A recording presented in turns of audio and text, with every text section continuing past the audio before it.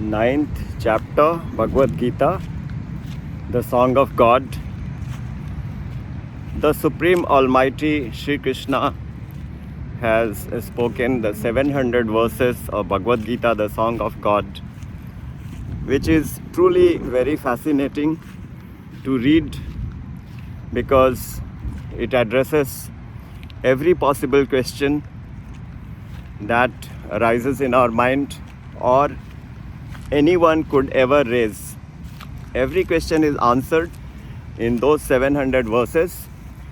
That would definitely make this treasure a very coveted one and the one to soak our mind into and keep learning.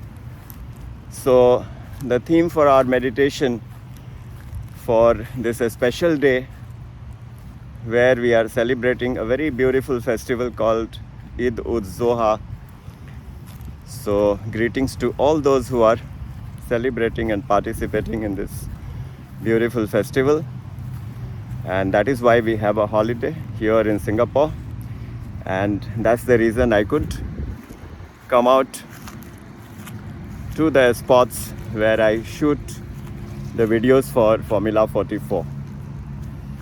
So we will learn from the first verse and the last verse of the chapter 9 and see what chapter 9 is conveying and use these nuggets of knowledge when we sit in our meditation, which is one of the most important elements, in fact the most important element in Formula 44.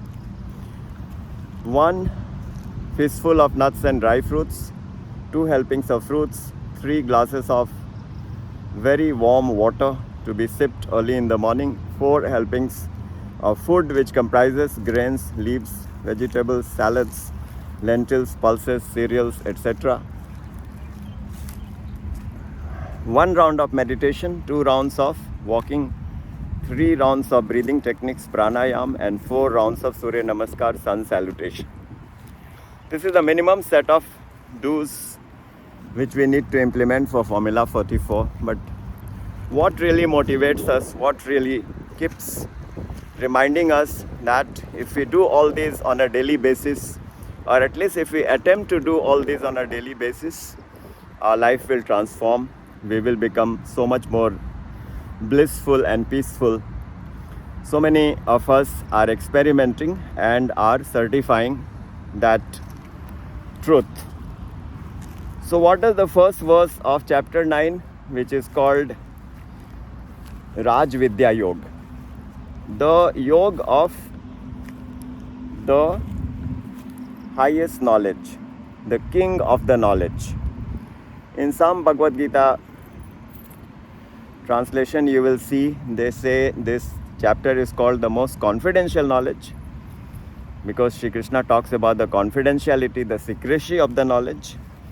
And in Swami Mukundanand's version, we find that he translates it into the king of all the knowledge. So if we are trying to connect to the spiritual, thinking that the spiritual knowledge is the king of all the knowledge, then we are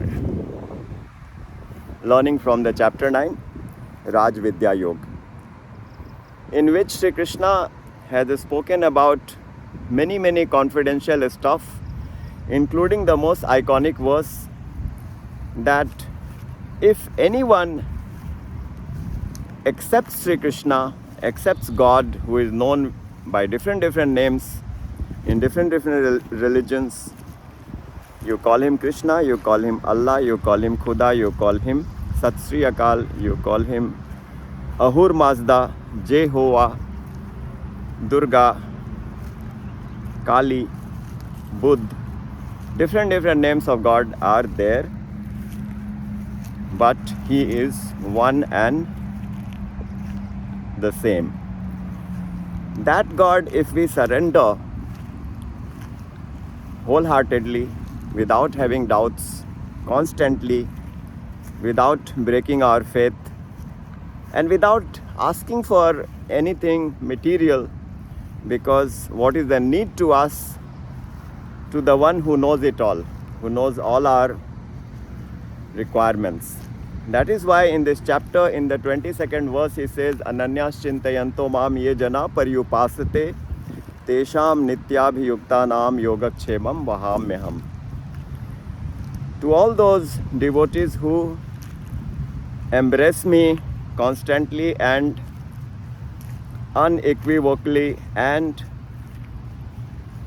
exclusively, they don't change. Having understood what God is, there is no need to change to someone who is covered by the material energy. That's what we do. We keep changing and we miss the exclusive devotion. So to the exclusive devotion, Sri Krishna says, Yogakshemam vahamyaham. I provide whatever the devotee lacks and I preserve whatever he has. Whatever the person lacks and whatever the person requires. Both are taken care of by the Lord. This is the contract by the law. So candidly, so confidently he says that. So this iconic verse is well known. There are so many other important verses. Patram pushpam phalam toyam yome bhaktya prayakshati tadaham bhaktya uparitam vashnami prayatātmanaḥ. All I need from a devotee is the devotion in heart. So a little flower, a little water, a little leaf and a little fruit is all that needs to be offered. There is no need for a grand offering. Even with a little leaf, a little water, a little flower and a little fruit, the Supreme Almighty, if He sees the intention in the heart, the faith in the heart, the purity in the heart, He gets floored by the devotion. So that is another very important verse in this chapter. And of course, api chetsu duracharo bhajte mam ananyabhak sadhureva samantabhya samyak vyavasito hi sa. What about those who are constantly falling, indulging in sinful activities? Even to those, the gates are equally open. And the Lord says, if somebody really is thoughtful about what he is doing and what he should do, what he should not, and approaches the Supreme Almighty with devotion in the heart, He takes care of such persons also, and very soon that person becomes highly elevated, which he says in the next verse.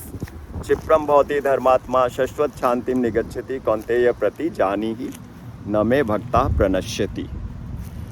So the summary is, devotion is the key. Devotion is not a sentimental affair, rather it's a very active process where we relate to God emotionally, sentimentally, and we become very much involved in everything that we do. That means a real devotee will be also very much excellent in his worldly pursuits. Everything that he does will be reaching perfection. That means Bhakti Marg, the path of devotion, is not a path where one becomes lazy or one becomes frivolous or one becomes neglectful. No. So what a perfect path it is.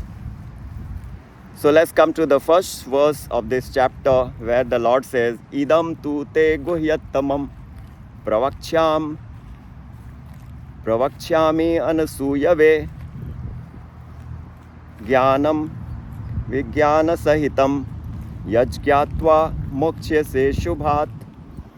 The Lord says, I will reveal this knowledge to you, O Arjun, which is full of the practical knowledge and the theoretical knowledge, by knowing which everything will turn auspicious.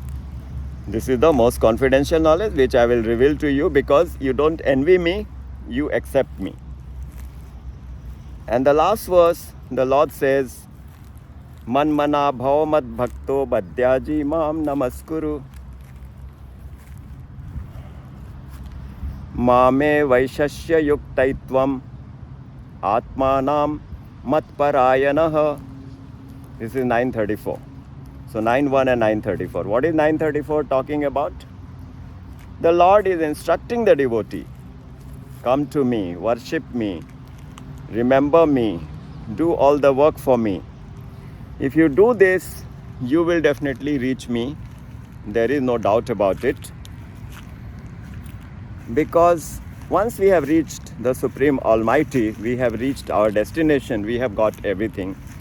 That is what chapter 9 is all about. That is what all the chapters in Bhagavad Gita are all about. So, with that, let us meet again to cover the 10th chapter, the first verse and the last verse, and also a few intermediate verses, and also to learn from the content of 10th chapter, which is Vibhuti Yoga, the yoga of opulences of the Lord. So all this we are doing is to remember the theme, the topic, the subject, and to bring that topic into our meditation on a daily basis. Take care.